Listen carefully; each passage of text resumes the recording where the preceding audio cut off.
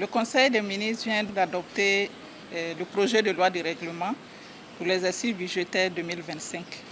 Il faut dire que la loi de règlement s'inscrit dans le cadre de l'exercice de reddition des comptes de l'action gouvernementale. Son adoption aujourd'hui donc donne droit à sa transmission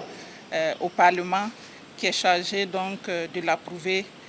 dans le cadre de ses actions de contrôle de l'action gouvernementale. Le budget 2025 s'est exécuté dans un environnement international qui est resté marqué par des conflits géopolitiques, mais également par des tensions commerciales accrues. Au niveau national, le contexte a été marqué par la mise en œuvre des actions de reconquête et de sécurisation du territoire, mais également par une bonne campagne agro-pastorale, ainsi que la mise en œuvre d'investissements structurants. En termes de chiffres,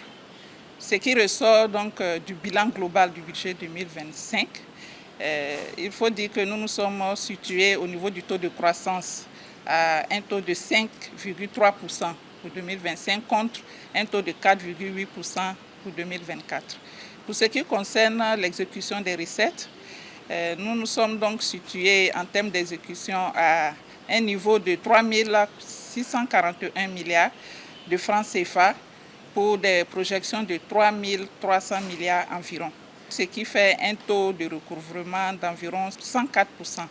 Au niveau des dépenses, le taux est ressorti à 99% environ pour une exécution de 4 074 milliards de francs CFA contre des projections de 4 095 milliards de francs CFA. Pour ce qui concerne donc le déficit budgétaire global, il est ressorti à 613 milliards environ. Et pour les comptes d'affectation spéciale, le solde est ressorti à un niveau excédentaire de 280 milliards de francs CFA, ce qui nous donne donc un déficit budgétaire général de 334 milliards de francs CFA environ,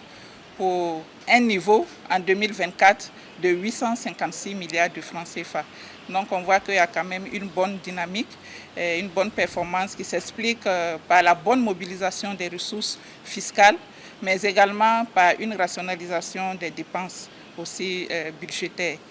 En termes donc de résultats comptables, il est ressorti à environ 72 milliards de francs CFA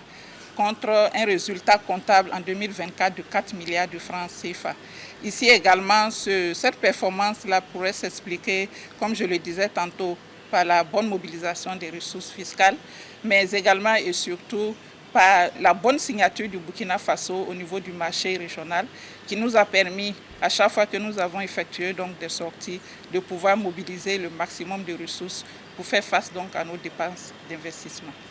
Le niveau de déficit qui est ressorti est assez appréciable.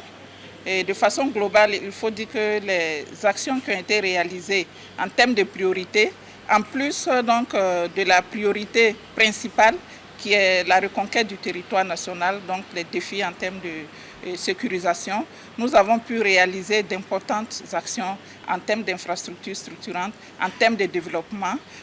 comme cela a été retracé donc à travers la mise en œuvre très satisfaisante des initiatives présidentielles pour l'éducation, pour la santé et également pour l'offensive agro-pastorale qui nous a permis d'avoir de bons résultats et d'aller vers une sécurité alimentaire.